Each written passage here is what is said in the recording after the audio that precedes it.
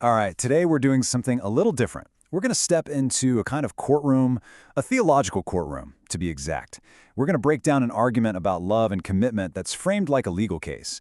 And it's a pretty provocative one. It basically says the way a lot of us think about relationships is just, well, fundamentally flawed.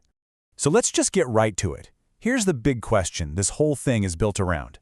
Is your love a contract, or is it a covenant? Is it based on terms and conditions, or is it something else entirely? That's really the core conflict we're going to dig into today. So where are we getting all this from?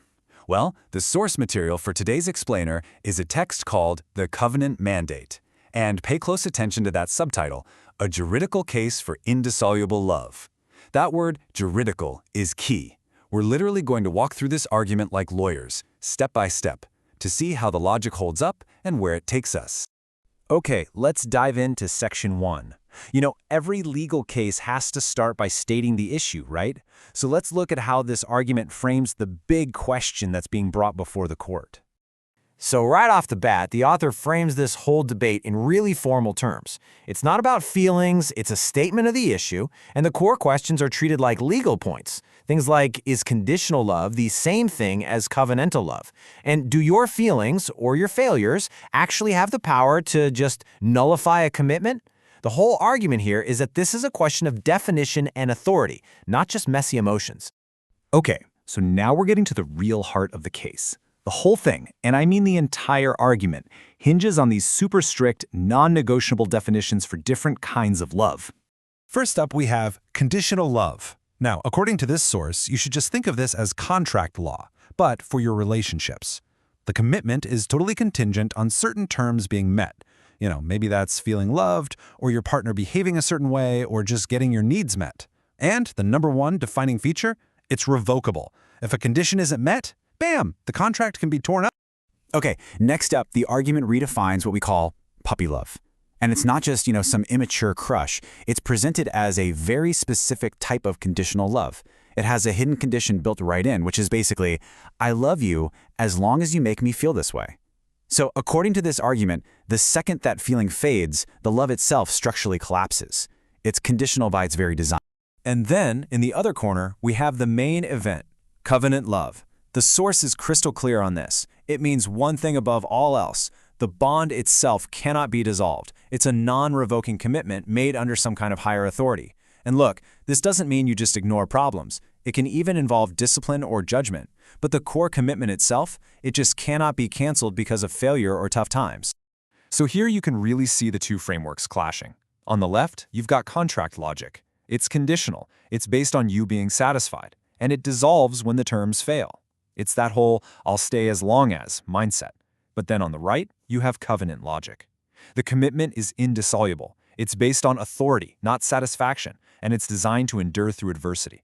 The classic for better or for worse. All right, so we've got our definitions locked in. Now the case presents its Exhibit A, its primary precedent. The argument here is that the relationship between God and Israel is the ultimate legal model for what a covenant is supposed to look like. And the author points right to this verse from Malachi. Now, it's not presented as just a piece of friendly advice or, a preference. No, it's framed as a direct legal declaration from the highest possible authority.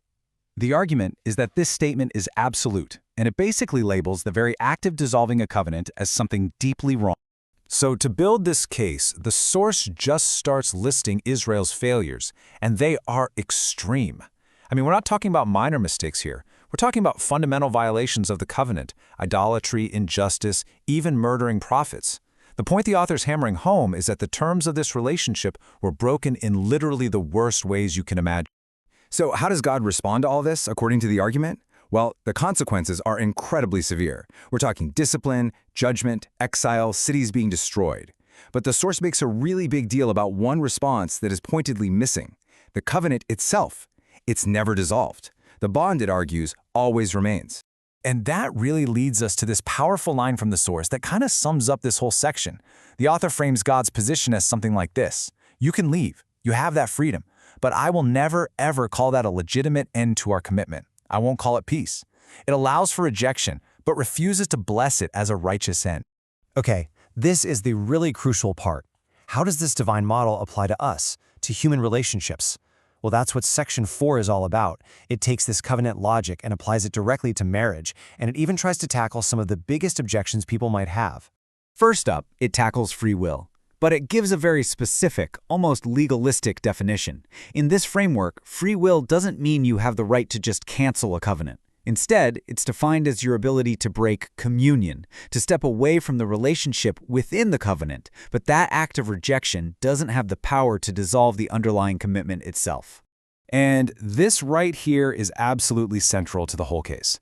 The argument is that when a marriage is framed with those famous words, what God has joined together, something fundamental changes.